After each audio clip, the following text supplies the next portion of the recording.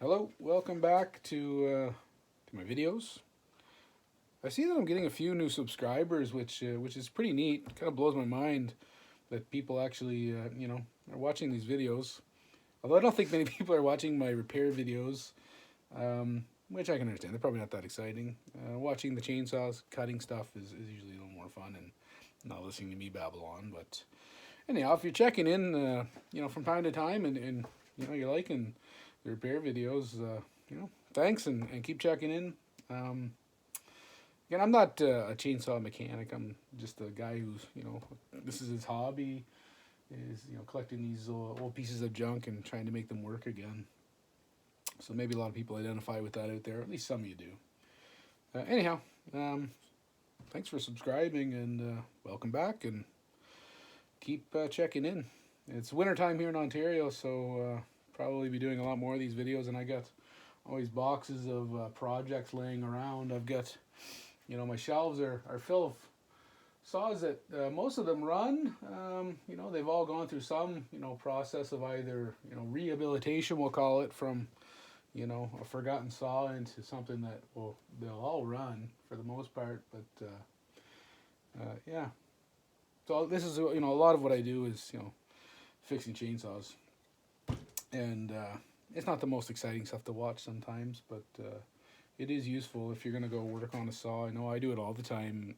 When I first started doing this, I'd be watching Leon Chainsaw Parts and Repair, his videos on how to work on these things. And, you got to cite your sources. That's totally where I got, this method of crankshaft install. I was watching one of his videos. I think he was rebuilding somebody's, 925 or something like that.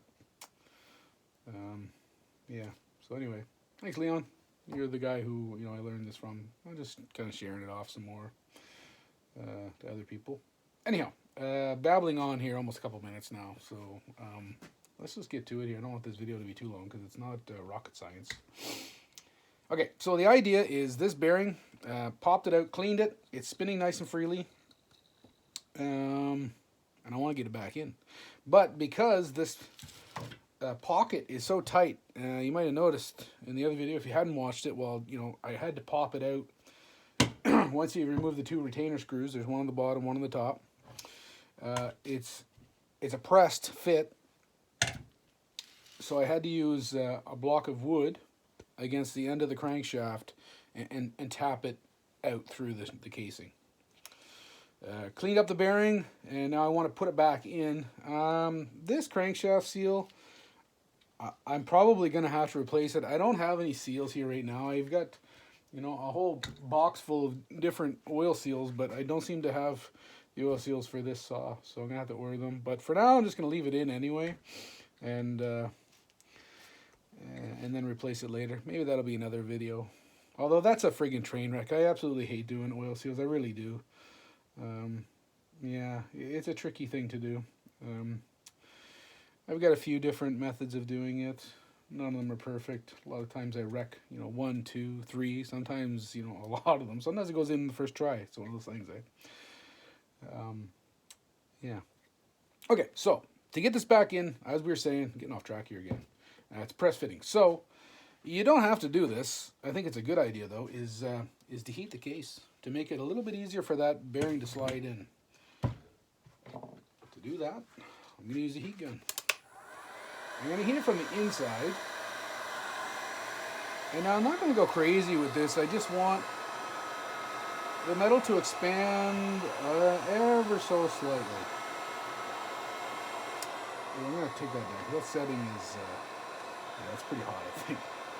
And this has all been cleaned out really good. So I cleaned everything out.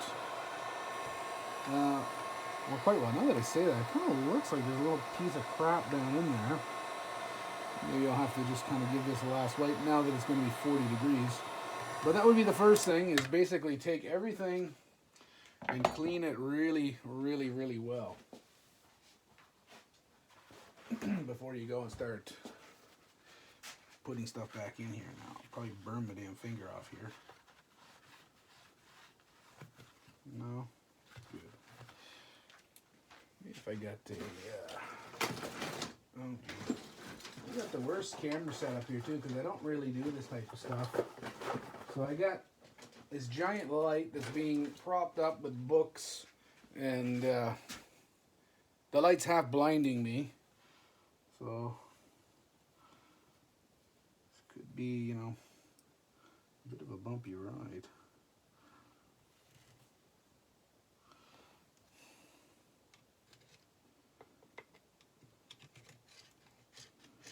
Oh, looks like some grime in there.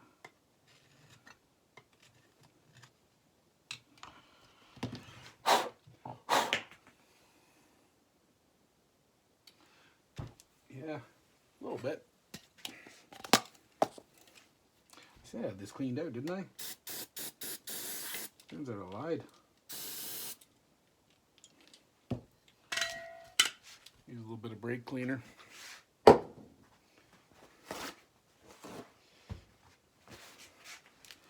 And now again, I'm gonna be guaranteeing not to change that oil seal anyway. So I'm not too worried about it. But I'm gonna treat it as if I'm not gonna change it. So I'm gonna, you know, be kind of good to it here. And now I've probably cooled it down, and I'm gonna have to heat it back up again.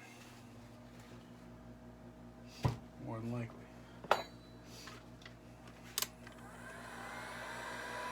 Let's go ahead here again.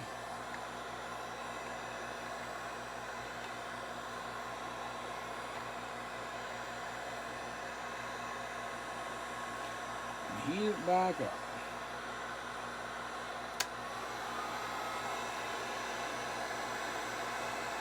An extra step too, I think when I did my Super XL922 is I actually put the whole crankshaft, bearing and all, into the freezer overnight.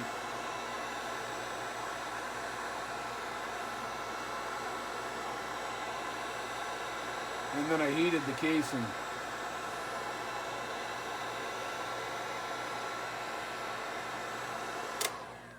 Alright, that's as much as I'm going to do with that. I said I'm not going to go crazy with it, I'm just going to a little bit. And then the next step is going to be just a little bit of two-stroke oil on the bearing. Just to help that slide through. A little on the oil or the crankshaft itself. I want that to slide through. And now you'll see there's a ring here. It's kind of hard to tell because the lighting is kind of blinding here right now, but there's a ring. That whole bearing needs to slide in basically to that recessed area in the bearing, because that's what the little retainer screws that are inside the case, that's what holds your crankshaft in. They have to sit right in there. So we're going to draw it in all the way, and it should be pretty apparent from what I remember doing this last time when it's in all the way, because it won't go any further. And you don't want to go crazy, or else I suppose you could end up damaging, could possibly damage the case. I don't know if you could or not, but all right. A little bit of oil around the oil seal. I remember when I did this, I had a brand new oil seal in it on my 130, and it kept on rolling that lip right out, and I ended up wrecking it.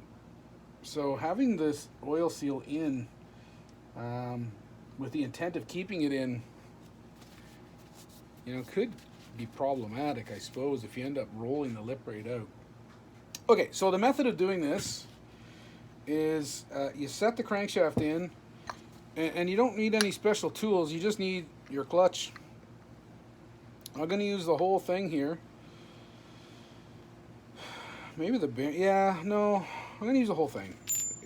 But I'm going to put, you know, the washer in between. You'll see washers and spacers in between it, and then just start cranking it in, and then it'll start pulling the crankshaft into that pocket.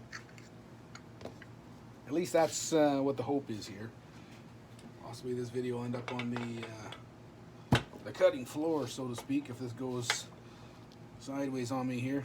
All right, so put that on there. I'm going to put a washer up against that. Put this spacer in there. And I think that should be enough. And then just all this Put the whole assembly on there and then just start turning it by hand at first. And it would be a good idea to kind of check your work and make sure you're going straight. I kind of think that just by the nature of this is that it won't have any choice but to go straight, I don't think. That's my assumption here. And it helps if you have a clutch tool. Just put that right on it and then just start drawing it in by hand. And then you can watch the bearing. I don't know if you can see it. It'd be cool if my arm wasn't in the way. If I had a better method of doing these videos, maybe I just put it right up there, huh? What about that, huh? Can you see that? Can't see that, but I bet if I found something to prop it up on, some one of my fancy video props, something like that, huh? How's that? Can you see that? Well, if it is up like that, you can see it. Oh yeah, I think we got something going on here. Oh yeah, movie magic here. All right, so clutch on. Oh, I'm gonna have to, yeah. I betcha. I have to find something to block this crankshaft, because is it gonna just turn that? I wonder if that, yeah. I'm gonna have to block that, huh? What do you think? Pulling it in? It's not pulling it in. Yeah, I'm gonna have to find something to block that crankshaft. Or do I? Yeah, it's not turning on there at all. Or is it? No, it's not gonna. I'm gonna have to block the crankshaft. I don't remember having to do this last time. How the hell did I do this? A how-to video. How to confuse yourself and others. Yeah, like I said, I'm not a mechanic. Oh, there we go. We'll just block the journal like that. Huh? All of a sudden, I look like a genius again. Yeah, right. Oh yeah, she's going in there. She's going in there. And maybe I'll just make my life a little bit easier, and I'll use my, look at here, 7/8. Can't see it because I'm using this blinding light. 7/8. Wrong way. 7/8. And you know what? It probably would be smart. Actually, now that I think of it, how are we doing here? It's going in there. For sure it is. For sure it is. I feel like it would have been smart. It'd be less likely to be damaging the little sleeve there inside the for the needle bearing. I'll just keep going with it here. I think slow and steady is kind of the key. Can you see it going? You probably can't see much. I bet if this is going, you know, slow motion. This is so awkward. I mean, the things I do for you people.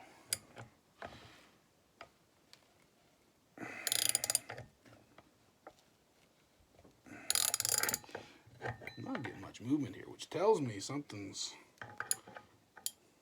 not really going the way I want it to. Something bad happening? Am I wrecking something? That would suck.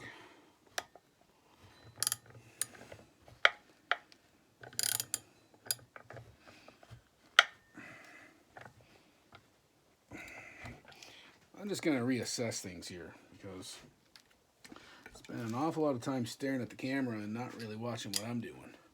You get the idea. I'm going to keep doing this where I can see what the heck I'm actually doing before I do something I regret. Because it's making all kinds of funny noises that I don't like. Oh, damn. You know what I'm doing? Oh, boy. Okay, so when things go wrong. Yeah, so this is what I was saying.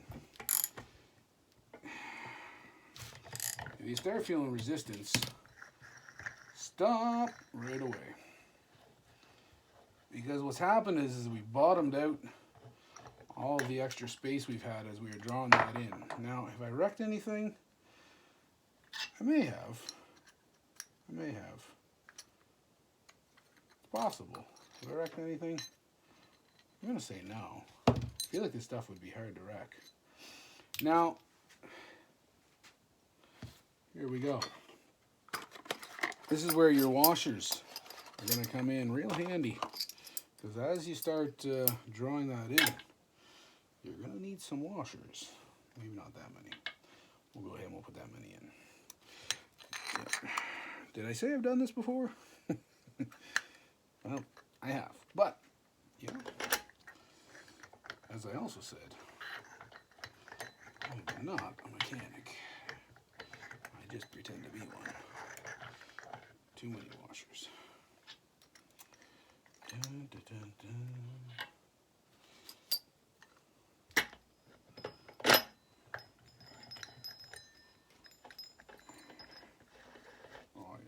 Now we're getting some thread action going on. All right, so there's the key, is to pay close attention to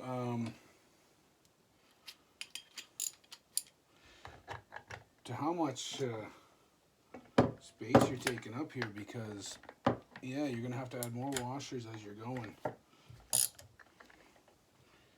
and block the crank journal. Come on. All right, back by hand.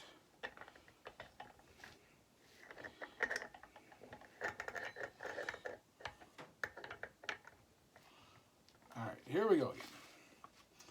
Get that screwdriver back in there. And then this back in here.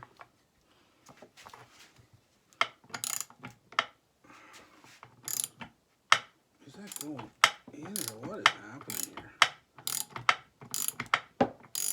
Oh yeah, now I can see her. She's going back in again. She's definitely going back in. But I think we bottomed out again. Yeah, we bottomed out again. Oh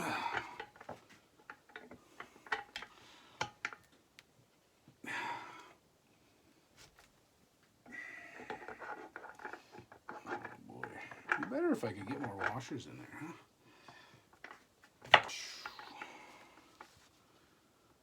Oh boy.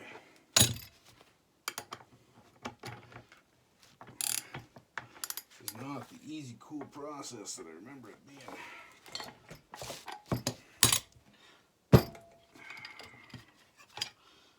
Realities of trying to do stuff that you're not really used to doing, huh? We'll get her done. My hope is that I do it without destroying this. I mean, it's an old saw, and to be honest with you, if I wreck it, well, whatever, I wreck it. Obviously, rather not. Let's see what's going on. Take this off, see what's going on here. Have we rolled that lip out yet? Not yet, but we're almost in as far as we need to go. We almost got this thing installed. Like, it's almost done. We're real close here. I haven't wrecked the clutch yet. No, I don't think I wrecked anything yet. I don't think so, anyway. I think we're doing exactly what we want to do here. But it's not where it needs to be yet. It's not all the way in, so we're not out of the woods yet. We're not out of the woods yet, I tell you. Get that in here. Screwdriver back down in here. And away we go again. Yeah. I'm going to do it like this.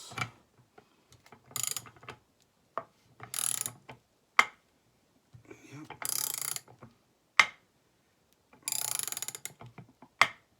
It's trying to get in for sure.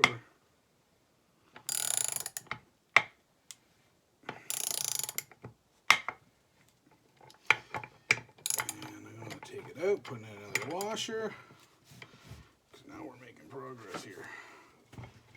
Now we're making progress.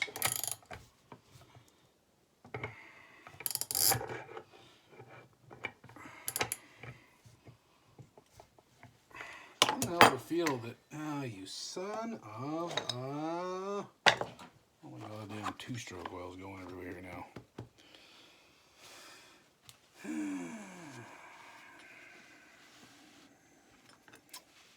well, you know, what do you do? is the problem here, is I've got a very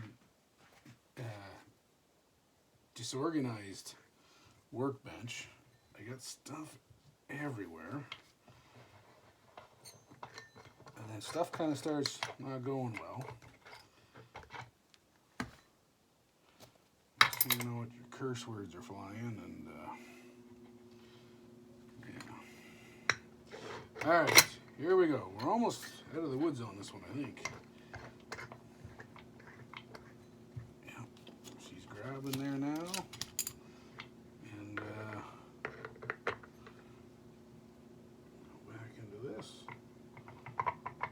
Here we go. My fancy block, the crank tool. I don't remember what I did last time. If I did this exact same method of blocking the crank journal, I don't know.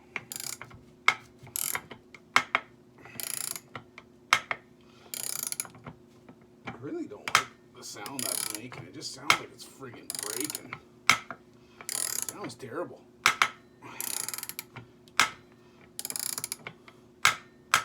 I think it's all the way in now. I think.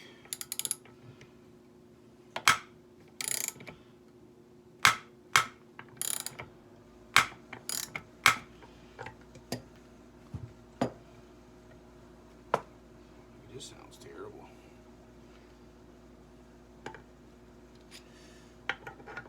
Now again, here's where you don't want to go too crazy, because we're getting all the way into the end here now.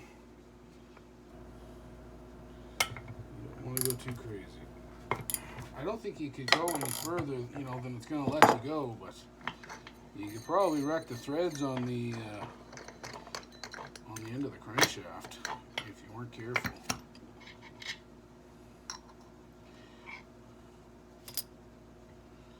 Let's have another look here and see what we got going on. I think that's in all the way. I think that's it. I think we achieved. Oh, you know what we might have been doing too. Yeah, well, maybe. See, that crankshaft's got a little bit of a thicker spot where it's got to come through there. I think we got her in. I think we did. It's spinning freely. It looks like it's down in there. Just going to check it with the retainer screws to make sure it goes back in. But for all intents and purposes, that's it. We did it. It wasn't a smooth road. I did a lot of bloopers on that. But hey, I mean, that's how it goes. Like I said, I'm not a professional. Just a guy in his basement, overcrowded workbench, working on a bunch of old crappy saws.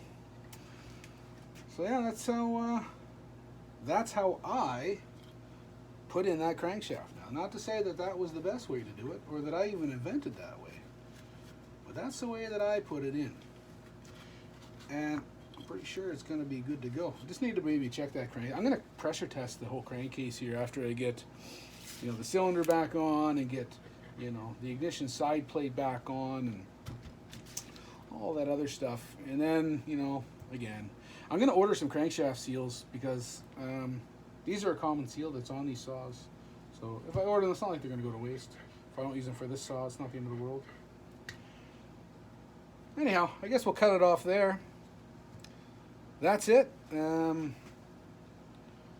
Thanks for checking in and watching my, video on how to install a crankshaft, Super XL922. Check in again. Thumbs up, thumbs down. You know, well, don't thumbs down. It might hurt my feelings. Nah, I'm just kidding. Do whatever you want. Thanks for checking, watching the video, and you know, if you like this video, add me as subscription, and you know, check in from time to time. I'll add more little fumbly, clumsy videos like this. Show you how I, you know, do some of this work on these saws, and most of the time it works out. Okay, thanks a lot. Have a nice day. Bye.